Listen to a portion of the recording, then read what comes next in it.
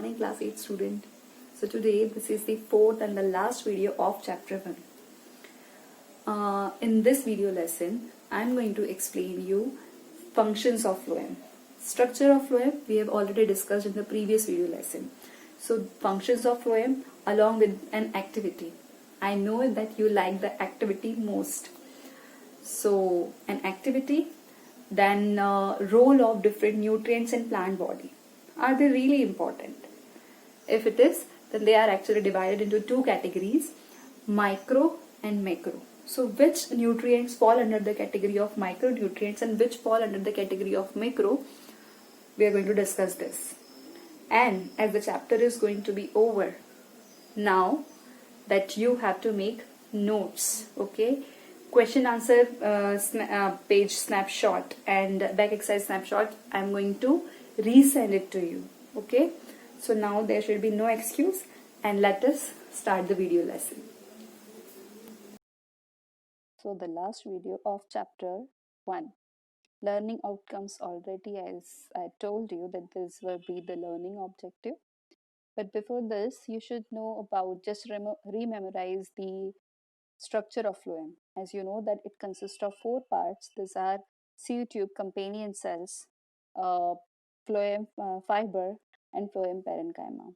Among this, as I told you, that sieve tubes and companion cells are the most important element of phloem, and in which sieve tube is the main one.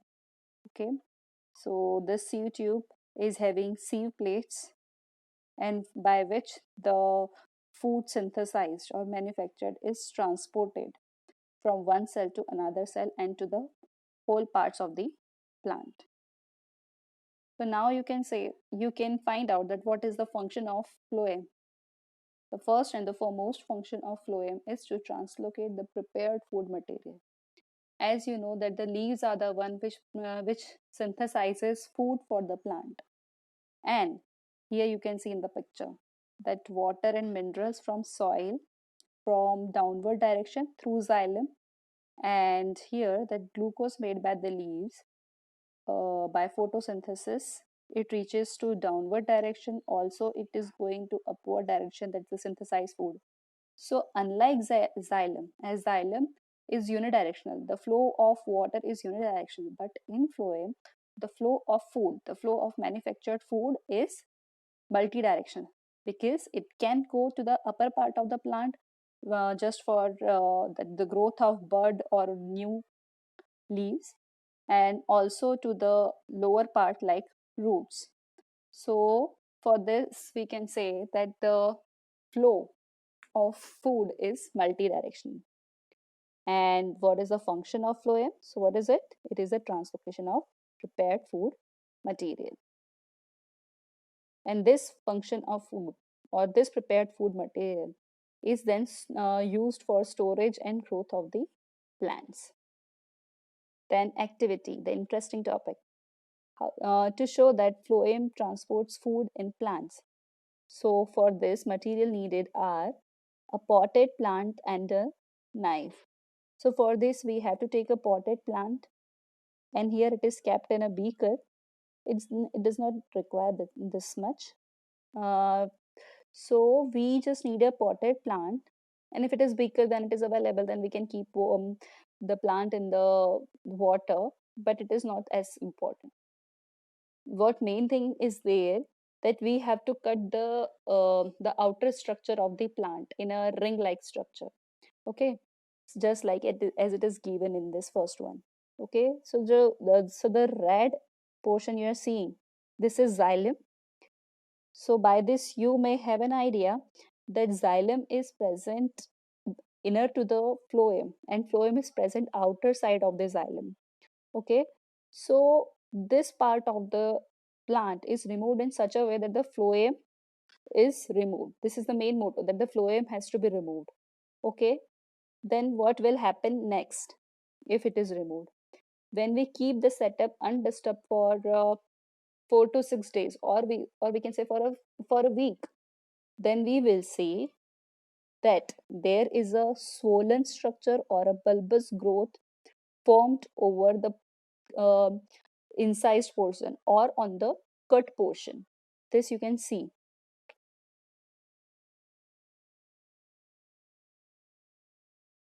Yes, here you can see this. A potted plant along with that. After a week, this is the condition of the plant. This will be the condition of the plant. Okay. And you can see this swollen structure. Why it is so? Can you give me the reason of it? I know some of you have reason. So this is that because phloem is responsible for transportation of food material. And if the phloem is removed, if the outer structure that the phloem is removed, then the food is not translocated to the lower parts of the plant. And that's how this food is ready to go down, but the tissue is not available, and that's why the portion becomes swollen above the cut. Okay, so observation is the portion of stem just above the cut is prominently swollen, and removal of phloem. Conclusion is that removal of phloem. If the phloem is removed, then translocation of food does not takes place.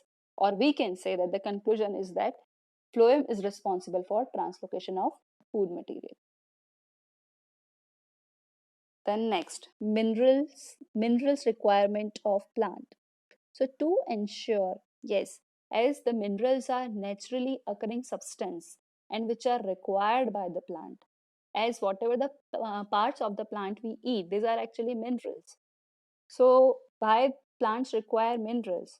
To encourage healthy growth and development, to growth, for the growth of roots, for the growth of stem, for the growth of branches or fruits or flowers, for all this growth or development, these minerals are needed by the plants. And also this, the most important part of the mineral or the role of mineral is to participate in various metabolic activities. Metabolic activities, it means that some of the chemical substance are formed in the plant, and some of the substance break down. Okay, so that forming and breakdown, that is called metabolic activities. So for all these purposes, plants require minerals, and based on the requirements of nutrients, these nutrients can be categorized into two. The first one is micronutrients and the second one is macronutrient. Let us see what this macro and micronutrients are. So here you can see carbon, hydrogen, oxygen, nitrogen, phosphorus, potassium, sulfur, calcium, magnesium, silicon. All are actually macronutrient. It means they are present in the plant more that above 0.5 gram per kg dry weight of the plant.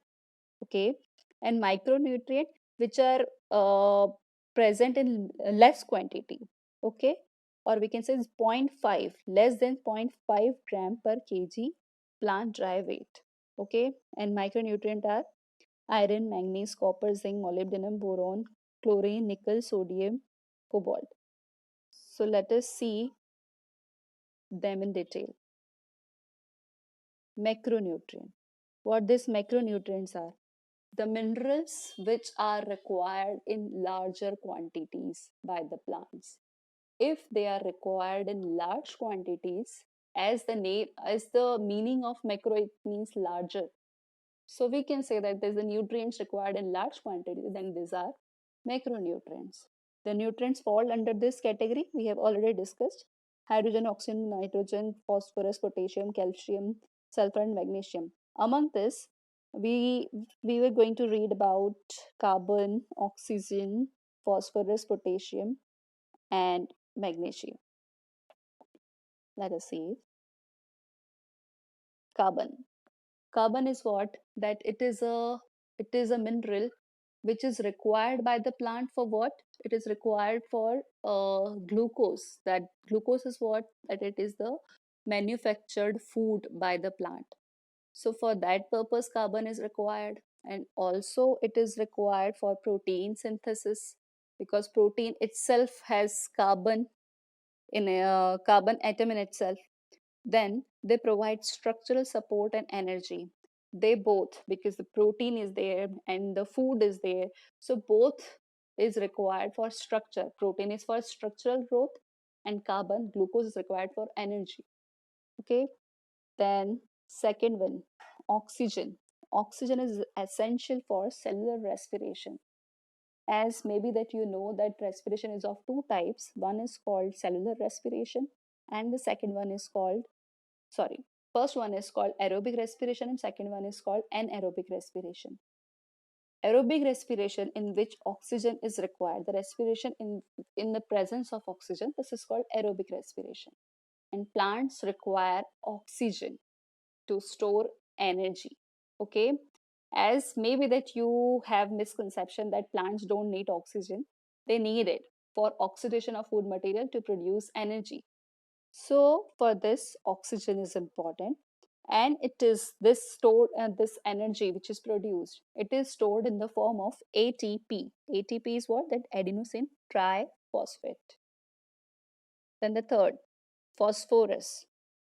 Phosphorus enables food energy to convert it into chemical compounds. The food energy, it means that the energy which is produced by food. Okay, so the food energy is converted into chemical energy. Okay, for example, that the glucose is synthesized by the plant, and now after oxidation, it has to convert it into some different chemical compounds for metabolic growth, for metabolic activities. So phosphorus is responsible, or make it able to convert the food energy into chemical energy. Then potassium. Potassium helps in opening and closing of stomata. Now you may relate to the transpiration also. That transpiration one has means that loss of water. So here that stomata play an important role, opening and closing of stomatum. Okay, so this potassium helps in closing and opening of stomata, or we can say for transpiration purpose, this potassium is important. And as during the transpiration, what is more important, or what is the main compound there? That is water. So stomata, when opens or when closed, when it opens, then evaporation of water takes place. Though stomata is also used for gases exchange, but right now we are focusing it on water.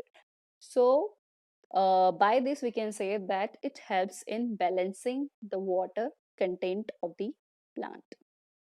Okay. Then next is magnesium. Magnesium helps in the formation of chlorophyll. Yes, formation of chlorophyll, or we can say synthesis of chlorophyll. So all these are the macronutrient of the plant. Now next is micronutrients. So micronutrients are the nutrients, as micro means very small. So those nutrients which are required, yeah, those minerals which are required in very small quantities, this are called micronutrients. And they are also called, these elements are also called trace elements. And the nutrients fall under this category, as we have already discussed, and these are iron, manganese, zinc, and copper. So let us find out what are the functions of this. Iron. It helps in the synthesis of chlorophyll. And it's because of that iron. If the deficiency of iron is caused, then there is chlorosis, or that yellowing of leaves takes place. Manganese. Manganese is required for chlorophyll synthesis. Again, that manganese, as we have read in magnesium, is also required for formation of chlorophyll. Here, this manganese is also required for synthesis of chlorophyll. So actually the same, but about nutrients, whether it is macro or micro, they does not only perform one function. Sometimes they combine together, or they work together for the same process or same function. Okay, like iron. So iron cause that results in chlorosis of leaves, or we can say that yellowishness of leaves. Okay, and manganese, it is also required for synthesis of chlorophyll.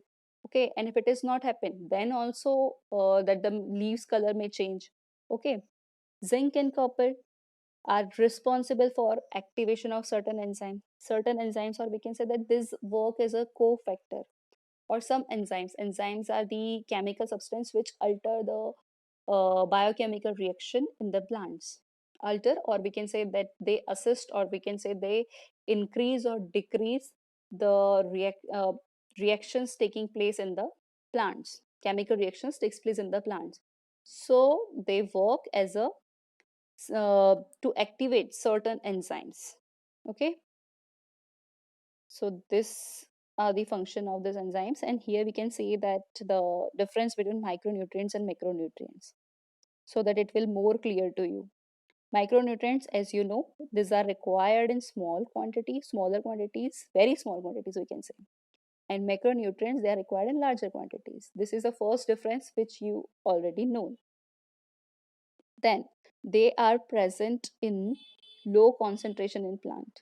Of course, if it is required in low quantity, then they present in low concentration in plant. And macro, they are present in excess concentration. Then, as you know, that micronutrients are also called trace elements, but macronutrients are called major elements. Okay, this is also very simple. Examples we have discussed. Then all micronutrients are minerals. Okay, all the micronutrients are actually the minerals. And here, majority of micronutrients are minerals and some are non-minerals too, like carbon, hydrogen, oxygen. These are not minerals. Okay, but they come under the category of macronutrient. So micronutrients are minerals and macronutrients are also minerals, but some of them are not. Some of these are not. Then they can be toxic. Micronutrients can be toxic for the plant if plant present excess in the cell. If present excess in the cell, then required quantity. If they are in higher quantity, if their concentration is more than the quantity which is required, then they can be toxic. Micronutrients can be toxic if present in excessive quantity.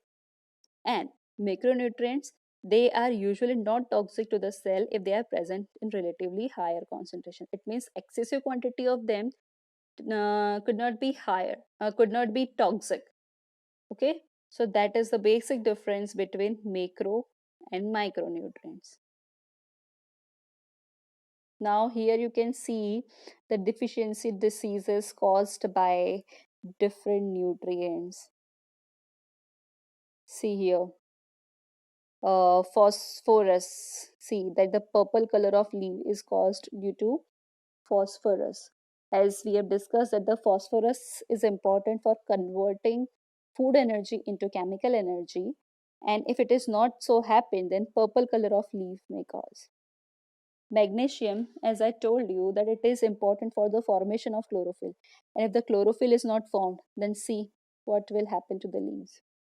Another one what we have discussed, nitrogen we have not discussed, but nitrogen is also very important, and if it is not there in the plants, then leaves turn yellow. You can see this one. Then K means potassium. Potassium, uh, ages of older leaves, you can see this ages, it means that corners. Okay, so ages of the leaves turns brown. Okay, because as you know that potassium is required for water balance, and if water is not balanced or stomata, that it affects the closing and opening of stomata also, so it may cause brownish color at the edges. And what we have discussed another, zinc and copper. Zinc and copper, they are responsible for activation of certain enzymes, so you can see that what zinc and copper may cause, Zn and Cu. Okay, here that you can see that some spots because of zinc, and because of copper, the leaves start wilting. And this one, iron, as I told you that it causes yellowing of leaves, and even that this much yellow that the leaves become whiter. It means actually it affects chlorophyll. Okay, it helps in, because iron generally helps in synthesis of chlorophyll, so that all the chlorophyll, if iron is not there, if deficiency of iron is there, then the leaves become yellow, or if it is very less, then leaves may become white also. And okay, so these are the minerals which are given in your syllabus. I hope you understand. So chapter 1 is over. Over is missing here, but it is over. And students, keep studying. Have a nice day. Bye bye.